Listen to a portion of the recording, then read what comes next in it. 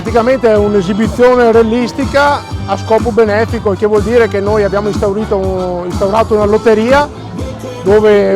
al prezzo di €1 acquisti un biglietto, se sei fortunato che vieni estratto sali in macchina con noi e ti permetti di salire e fare la prova come un vero navigatore allacciato con le sue tutto in sicurezza.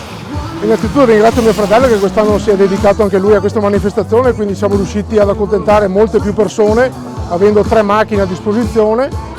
e niente, questo è naturalmente a scopo benefico, quindi tutto è ricavato, va in beneficenza, le spese effettive, il resto cerchiamo di donarlo a persone che fanno del bene. Ma sicuramente la passione dei motori qui viene da parecchie ere indietro, quindi abbiamo delle bellissime montagne a pochi chilometri che ci permettono di andare a provare macchine, e soprattutto chi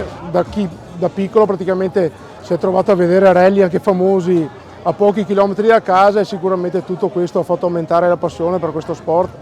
Ma sicuramente ci stiamo godendo questa giornata, logico che queste manifestazioni man mano che le organizzi cerchi sempre di migliorare, infatti dalla prima edizione avendo cambiato location abbiamo cercato di aumentare anche il chilometraggio del percorso per far divertire più le persone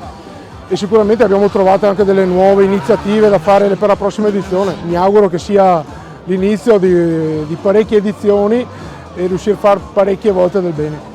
Oggi è davvero una giornata speciale perché l'anno scorso abbiamo dovuto rinviare questa manifestazione all'ultimo minuto con grandissima sofferenza e nonostante tutto Roberto Scopel con il suo staff, con lo Scopel Day, sono riusciti a donare dei soldi anche l'anno scorso non facendo la manifestazione. Quest'anno ci siamo tutti assieme con la voglia di stare assieme e di donare agli altri e questa è la passione di Roberto, la passione per i motori e la passione di dare tutto se stesso, di usare il suo grande cuore per gli altri. Questo è Roberto Scopel e noi ne siamo contentissimi. Assieme a lui ricordiamo sempre Lino Vardanega, che è sempre nei nostri cuori, una grande persona, un grande personaggio della nostra Possagno.